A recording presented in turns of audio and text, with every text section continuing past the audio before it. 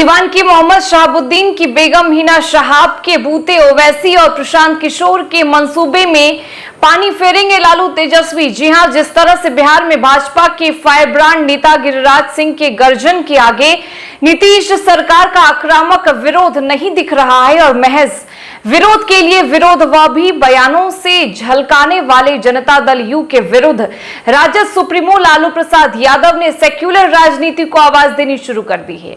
RJD के पूर्व बाहुबली सांसद शहाबुद्दीन की पत्नी हिना शहाब को राष्ट्रीय जनता दल में शामिल कराकर लालू यादव ने एमवाई यानी कि मुस्लिम यादव समीकरण की दुरुस्तगी का एक बड़ा और प्रभावी खेल खेला है।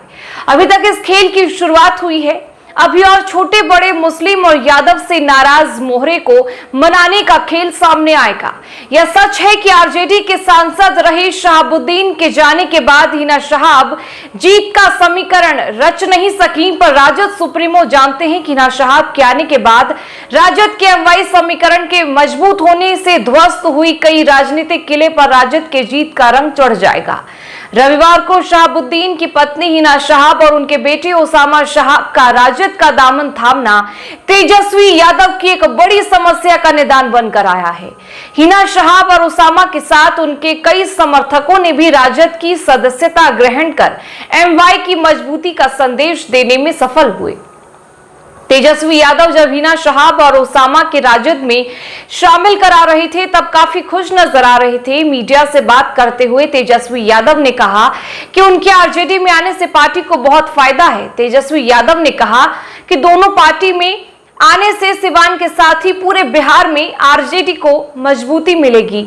हम लोगों की विचारधारा धर्मनिरपेक्षता और सामाजिक न्याय है।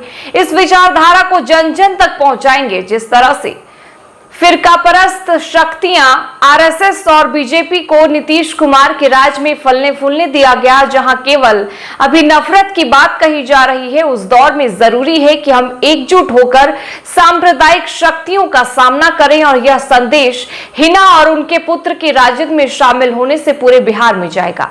यूं तो लोकसभा चुनाव 2025 के समय ही इसकी शुरुआत लालू यादव ने की थी। तब भी राजद सुप्रीमो सिवान के सांसद रहे शहाबुद्दीन की पत्नी हिना शहाब से मिले थे। 7 जुलाई को दिवंगत मोहम्मद शहाबुद्दीन की पत्नी हिना शहाब से राजद सुप्रीमो के साथ उनकी छोटी बेटी और पूर्व डिप्टी सीएम तेजस्वी यादव से मुलाकात हुई थी। यह मुलाकात राजद के विधायक विनोद जायसवाल के आवास पर हुई थी। तब विनोद जायसवाल इस मुलाकात की मध्यस्थता की थी।